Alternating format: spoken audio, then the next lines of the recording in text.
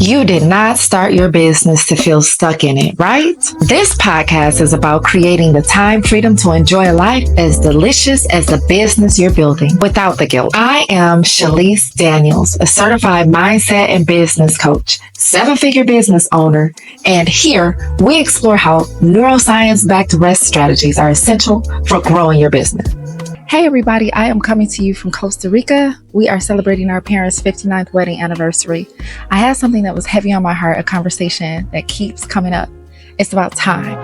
Time is the only resource that once spent cannot be replaced. I want to say it was said by Benjamin Franklin, but really, who knows? Despite its stubborn persistence in our reality, now that was said by Benjamin Franklin, time is one of those things that has caused us to have a scarcity mindset. You're trying to get somewhere on time, do things within a certain amount of time. We have deadlines and so on. Time, even though it's artificial, rules our entire lives. Let's talk about a mindset shift. You've heard you get what you think about, right? That includes time. If you're always thinking or saying or around people, they don't have enough time, that's going to permeate all throughout your life because it's scarce. If you change the way that you think about time, you change your life. If the way you think about time becomes abundant, you'll drive more abundance to you and to your life. Scarcity is not just about money. It's also in the way that we think about time. Hurry up, get ready. Ever since we were younger, before we understood that our parents didn't have enough money to buy us the toy, we understood that we were rushing to get ready for school or rushing to get ready for Aunt Mary's wedding or rushing to be here or do that at a certain point in time. I'm here to talk about today how you can reframe your language. The old way that you may have thought about it, I don't have time. The new way, the more powerful narrative that you can feed yourself is, I chose to prioritize this over that. The positive consequence of this is that it allows you to be in the driver's seat. You control then your time just by the way that you're thinking about it. For example, I used to tell my kids, I don't want to ever have to have a bad grade in science again. Instead of saying that, we reframe that for the positive and say, I want to feel good. I want to feel confident that I'm going to have the best grade that I can get in science class. It's the same. We have to reframe that negative, scarce way of thinking. I don't want something to happen to.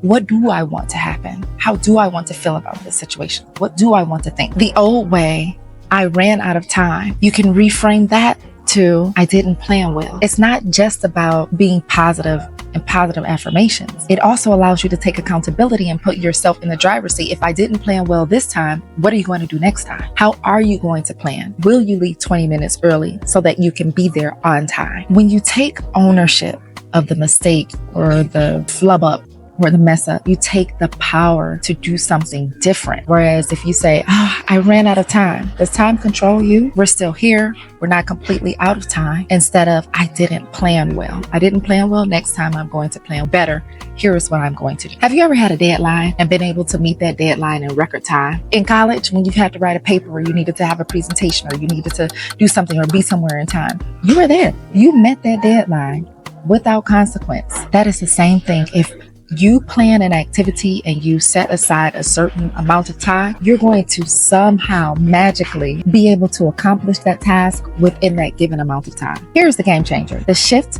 from scarcity to abundance. When you begin to think about time as having more than enough, giving yourself that 5 minutes to wake up the way that you want to wake up instead of being jarred out of bed like little kids can sometimes do to us. That's telling the universe that I have time. This is mine. I do with it what I want. And you begin to let it know that it needs to serve you in that way. The universe, the energy shift needs to answer to you in that way. Abundance is going to show up when you realize time isn't something you're chasing. Time is something that is yours, that can be abundant in your life. When I began to think about time this way, I have to say I'm a baby in this abundant time thinking. It had to be about a year ago. Time began to do with it what I wanted.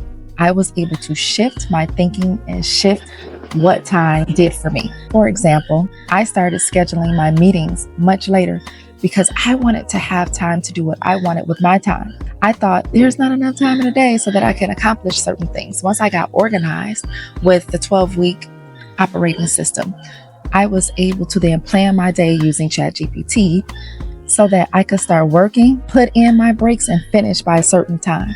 That's called planning. I'll never forget that. There was a teacher in high school that said, proper planning prevents poor performance. All right. So now we're going to take some real steps to start planning your time. The first thing I want you to do is set time limits for non-creative tasks, because when you're creating, or those of you that are creatives, when you're in flow, stay in that flow. But for non-creative tasks, go ahead and use that Pomodoro method. I get so sick of mentioning that. Use the method by turning on the timer. Hey Siri, set a timer for 20 minutes. I do it all day long, even when I'm not using the app Focus Key. After that 20 minutes, take a moment, look at what you've accomplished, and then reward yourself with the pre-planned things that you set aside to reward yourself with once you accomplish your tasks. I want you to prioritize with intention. Every morning or night, if you prefer, write those top 3 things that you need to get done. I always say, eat the frog first. If you plan to eat the frog first, that's the first thing you do when you start your workday, once you're hyped up and motivated. Then the second thing, and if that's all you get done today, you have more than flexed your time muscle. You far exceeded expectations. That's how we'll put it. Number 3 is batch your tasks so you can remain focused. It's just like the 1, 2, 3 top T tasks, the time, energy, and attention draining tasks that you're going to put on your list. Eat that frog first. You may have a task that you need to create a website.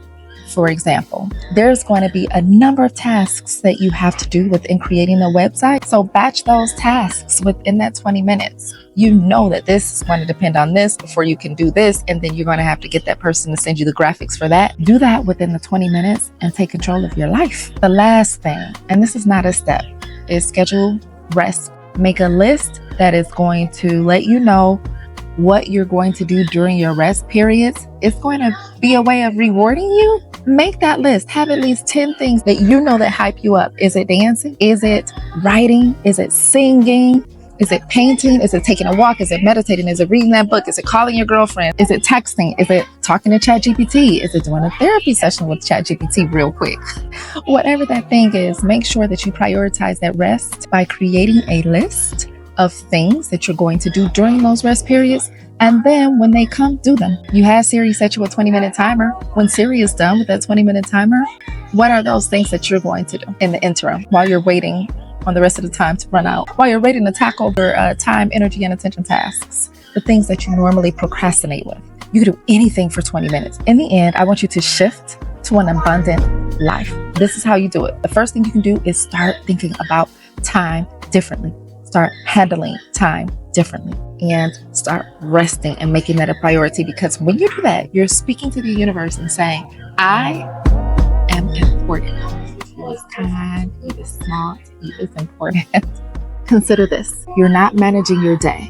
Forget the time management thing. You are switching over to an abundant life.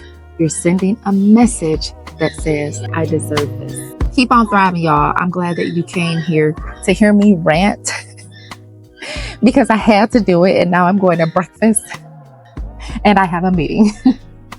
Bye. Until next time. You found a space where thriving is the standard. If any of this resonated with you, make sure you subscribe and share this episode with someone who you know needs to hear it. Join me in Hustle Culture Recovery, where we're resting, thriving, and growing with ease. Everywhere at Coach Shalise D. On Instagram, TikTok, YouTube. You might even find me on Facebook under Shalise Daniel. Going out to get what we deserve.